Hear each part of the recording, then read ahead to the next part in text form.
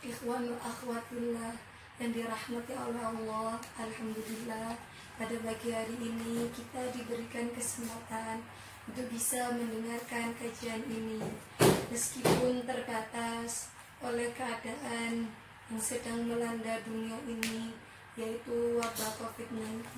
Semoga kita semua tetap dalam lindungan Allah, tetap diberi kesehatan pada saat-saat seperti ini.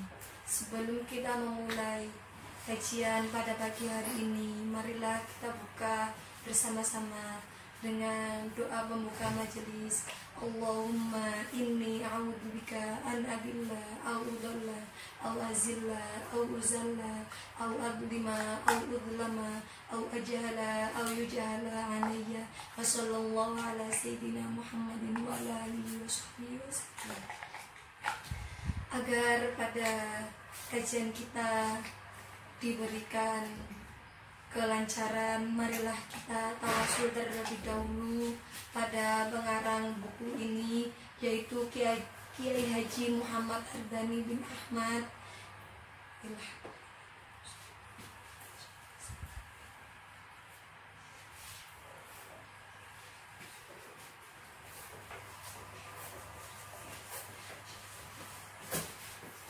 Al-Fatihah.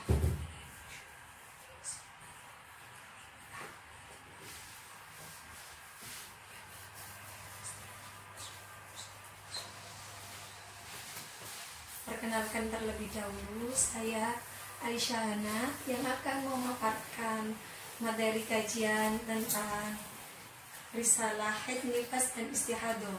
Buku yang bisa kalian pakai adalah buku ini yang akan saya gunakan sebagai acuan kajian kita. Pertama-tama yang akan saya jelaskan adalah hukum belajar tentang haid, nifas, dan istihadah ini adalah wajib hukumnya belajar ini, terutama bagi kaum wanita dan para suami yang istrinya belum memahami tentang hukum haid, nifas, dan istihadah. Kenapa kita harus wajib mempelajari tentang kajian ini? Karena kajian tentang haid, nifas, dan istihadah ini berkaitan dengan fardu-fardu yang lainnya. Jadi jika kita tidak memahami tentang materi ini, itu akan mengganggu pada contohnya saat kita melakukan ibadah sholat dan puasa, seperti itu. Jadi mohon disimak dengan baik-baik kajian ini. Yang akan saya bahas pada pagi hari ini adalah materi tentang haid terlebih dahulu. Sebelum itu, saya akan menjelaskan bahwasanya darah yang keluar dari kemaluan wanita itu ada 3 jenis macamnya. Yang pertama adalah haid, yang kedua adalah nifas, dan yang ketiga adalah istihadah.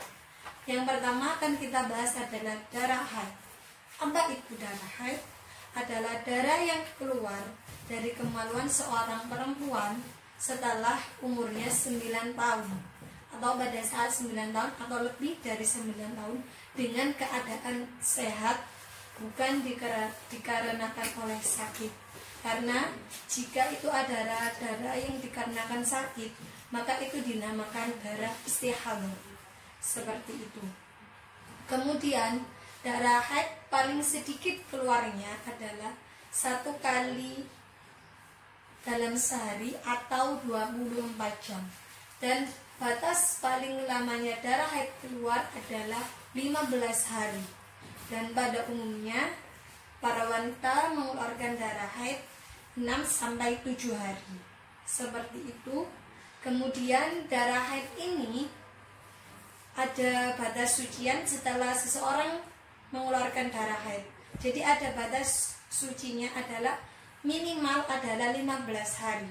Jadi seumpama seseorang itu keluar darah haid selama 7 hari, kemudian batas sucinya yang diharuskan adalah 15 hari untuk masuk kepada haid yang berikutnya. Seperti itu. Batas minimalnya adalah 15 hari. Tapi pada umumnya biasanya wanita haid dalam 1 bulan 1 kali. Jika kebiasaannya adalah dia haid dalam 1 bulan 7 hari, biasanya dia akan masuk ke dalam masa suci atau tenggang waktu sebelum masuk ke haid berikutnya adalah 23 hari. Seperti itu. Kemudian untuk batas minimum usia seorang wanita haid adalah usia 9 tahun. Yang perlu kita pahami bersama adalah tahun yang dipakai dalam aturan ini adalah bukan 9 tahun dalam Masehi atau biasanya kalender yang biasa kita gunakan, tapi 9 tahun dalam hitungan Hijriah. Seperti itu. Dan 9 tahun dalam hitungan Hijriah itu memiliki selisih. Jika kita 9 tahun dalam usia Hijriah itu sama dengan 8 tahun Masehi, 8 bulan, 23 hari, 19 jam, 12 menit. Seperti itu. Jadi kalau seseorang 9 tahun pas mengeluarkan darah haid, maka dia sudah bisa dihukumi haid. Karena kan pada Hijriah usianya lebih muda. Seperti itu. Untuk 9 tahunnya. Kemudian umur maksimal haid tidak ada habisnya. Jadi hanya ada batas minimal pada usia haid seorang wanita. Seperti itu. Kemudian untuk perempuan tanda baliknya itu adalah keluarnya darah haid, yang mana batas minimumnya adalah 9 tahun. Kedua adalah keluarnya mani setelah umur 9 tahun atau kurang sedikitnya pada usia 9 tahun.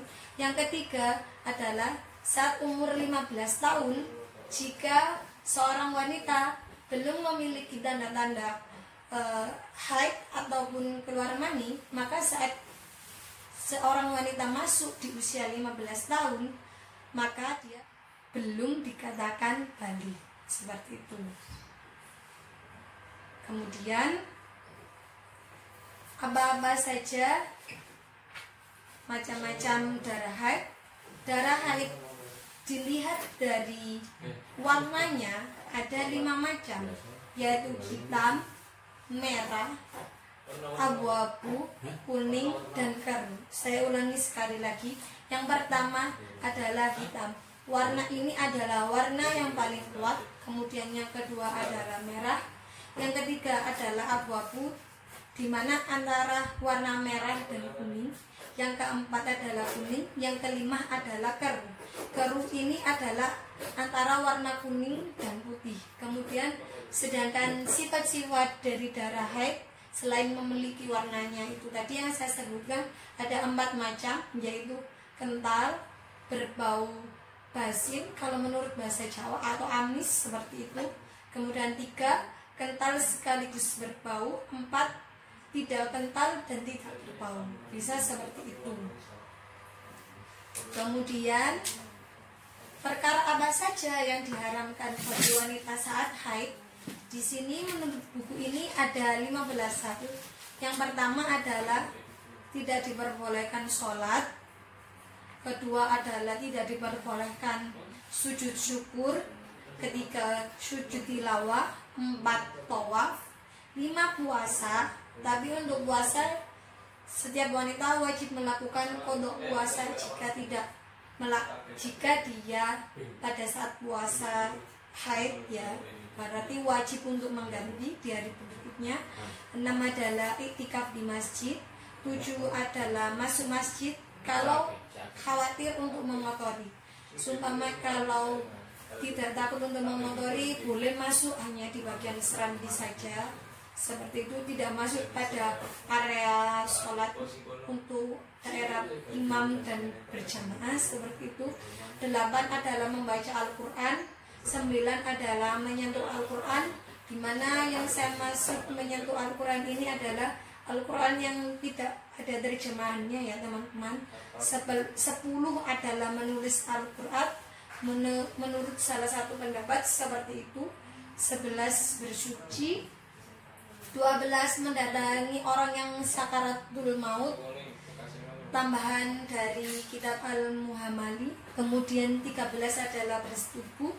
4 dijatuhi talak. 14 maksud saya 15 melakukan istimta atau melakukan kesenangan di antara pusar dan lututnya, seperti itu.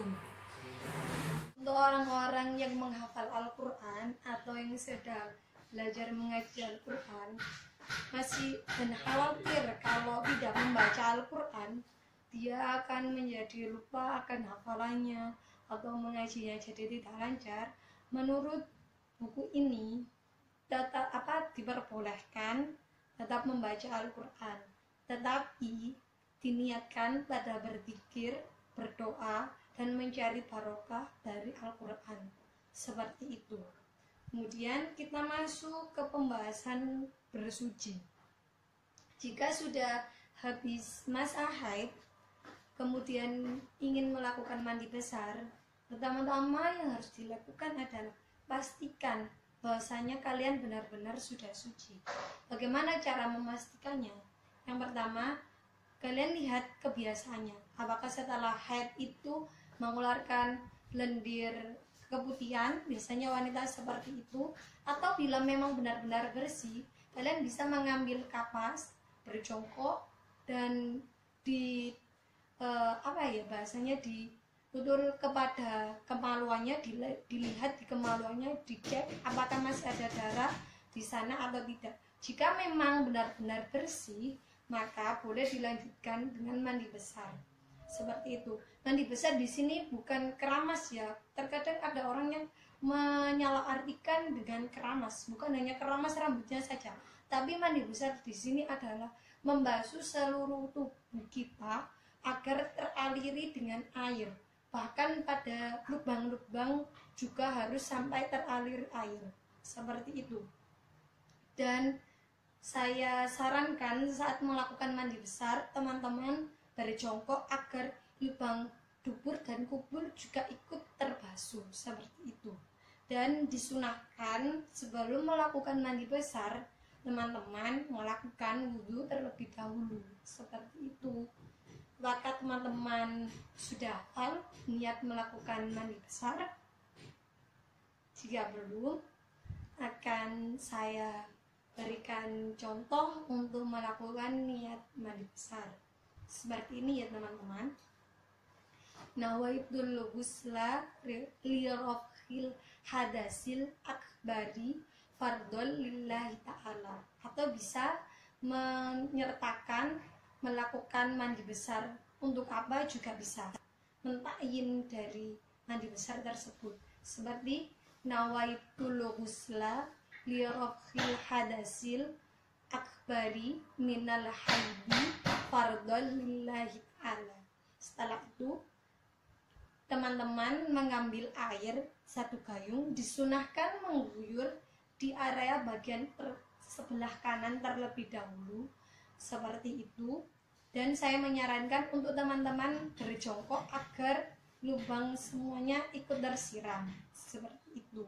Kalau disunah, maksud saya teman-teman, kalau bisa seperti wudhu, seperti itu, dibarengkan niat itu dengan guyuran pertama di sebelah kanan, seperti itu teman-teman. Kemudian fardu dari mandi adalah niat menghilangkan najis dan meratakan air ke seluruh tubuh. Pastikan air itu merata ke seluruh tubuh teman-teman dan hilang semua najisnya.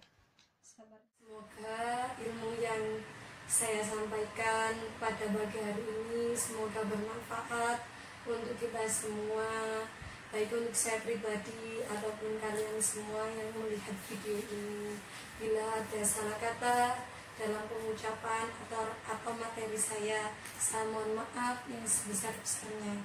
Bila ada pertanyaan bisa DM di IG Fitriatuna ini kepada saya atau kepada teman-teman yang lain yang memaparkan materi yang kemarin.